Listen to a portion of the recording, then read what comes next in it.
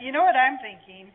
What if I had to take out a loan to live on during the year, and then if all of my students were successfully educated and got a job, then I'd get paid. You know, isn't it crazy how we expect farmers to work? I don't see anything wrong with actually paying them for their work and then, you know, reaping the benefit of that. All right, next up is Rhys Taylor, who is an accredited Natural Step Advisor and the National Coordinator of Sustainable Living Education Trust and a contract researcher for Land Care Research the last 6 years, and now I'm carrying on, and he's going to take it from here. Thank you very much indeed. Greetings, everybody. Very good indeed to take part by virtual travel. I think is an excellent way to confer. The topic I'm looking at quickly relates to both research project and to a practical project, and the two have informed each other enormously.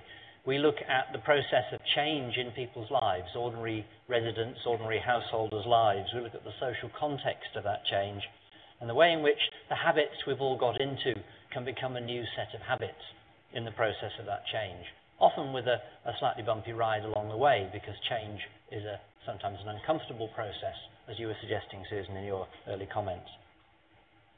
When people are surveyed in New Zealand to give an idea of how that contribution in change from an individual affects the wider society, and you ask people, what do you do to help New Zealand become a more sustainable place? They'll volunteer, most of them, that they put out their recycling bins for collection, and then they'll begin to scratch their head. Relatively few recognise that energy efficiency is a crucial area. Relatively few will get beyond refusing the plastic bag in the supermarket to think about how they shop, what they buy, what they grow. Relatively few, that is, until a recent surge of interest since this survey was done in 2007, where a lot more people are beginning backyard food growing. But if only 18% volunteered using less fuel and 21% volunteered conserving energy, it's the recycling that people seem to tune into. What a long journey we still have to make. So the individual action can be very small, very modest. The individual might say, I've had enough of junk mail. I really don't want that quantity of paper arriving all the time. And they can put a sticker on their mailbox and start turning it down. And to help you along those lines, if by chance any of you here in Christchurch haven't already got those stickers, I've got a supply of them outside sitting on the table for you to help yourself. In fact, there's 2 there on each sheet, so you can persuade a neighbour as well. And if you're a motorist, well, stopping being a motorist is a bit like any other addiction. You've got to wean yourself off gently. So people like this individual, Audrey, who decided that for the short local journeys where she perhaps didn't want to walk, but she could use public transport, she got herself a public transport traveller card, the Metro card it's called here in Christchurch, and she now drives less. Audrey still describes herself as a petrol head. She has 3 motor cars. 2 of them I think are vintage or similar motor cars, and she therefore takes them out only on special occasions. But she's making that change. She's doing it with a sense of fun. She's doing it because she enjoys it, and she's doing it in a way that allows her to make the transition from how she was to how she wants to be. So, how do you influence people to make those changes?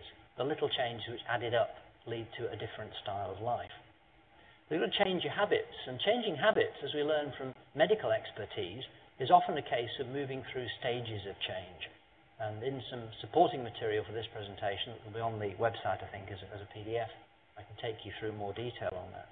Suffice to say that change is a complex process, and on this slide, which I'll only put up fleetingly, you might well find you're going through denying or being uninterested in any change at all, to contemplating change, to preparing for change, which is when education can have a useful role, to trying it out, maybe discussing what you're doing with others, which where the social context is important, and then maintaining the change, convincing yourself it was worthwhile.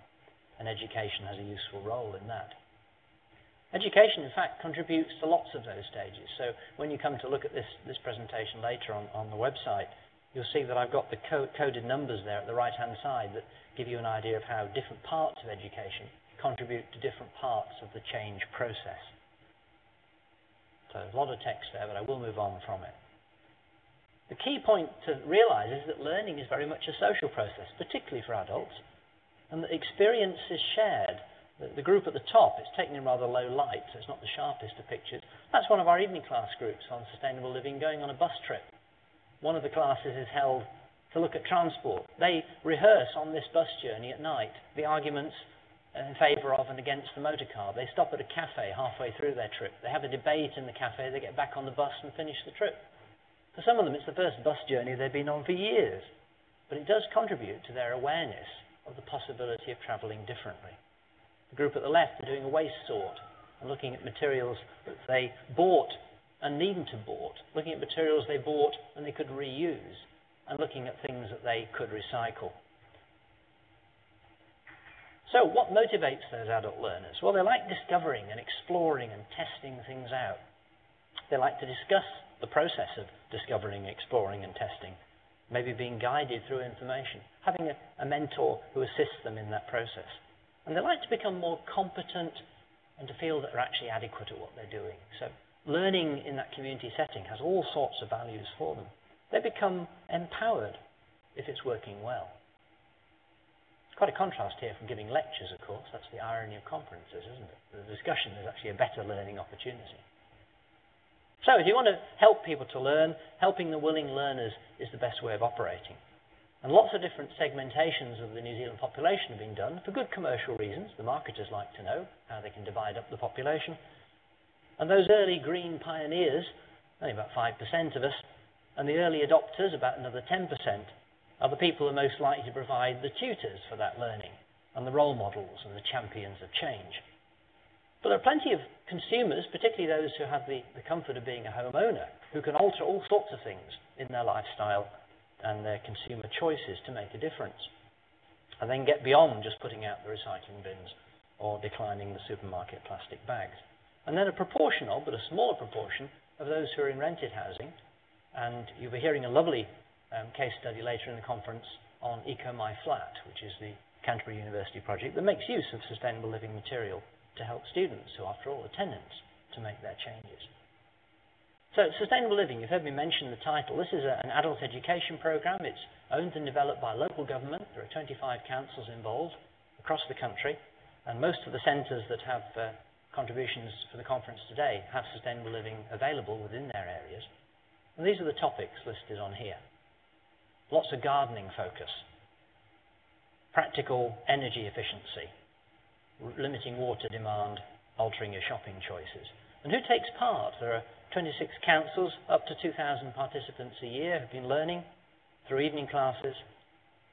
Our participants are predominantly, but not entirely, of women, lots of different ages represented, and a growing proportion of younger people, because that new generation, the generation who are concerned about 350 parts per million, are beginning to catch on to this as a set of skills for a transition. And occasionally the women bring along their spouses too, which is a good sign, because we're reaching lots of men through their womenfolk, even if we're not reaching the men first off, and they're enjoying doing practical projects together at home.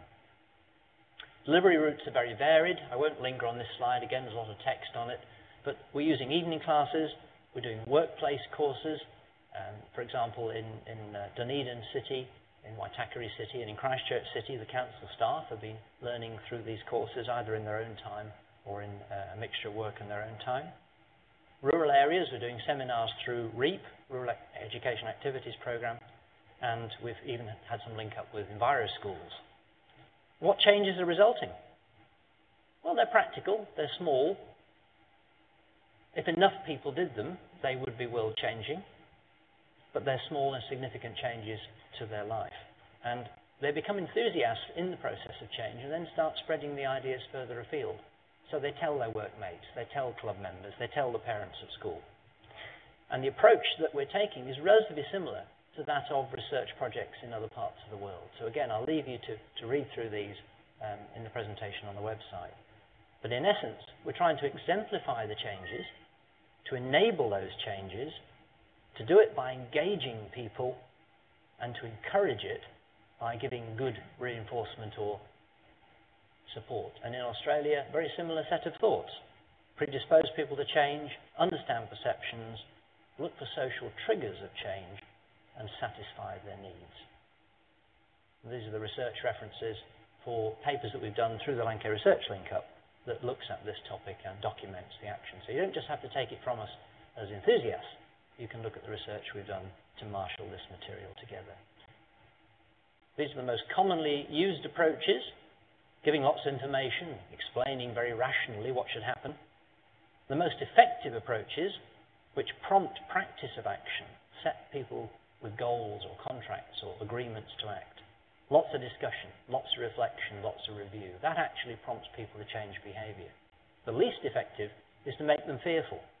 Guilt is a rotten motivator. Enthusiasm is a far better motivator. We tackle a variety of barriers to action.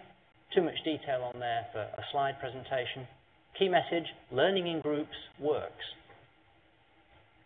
Thanks very much indeed.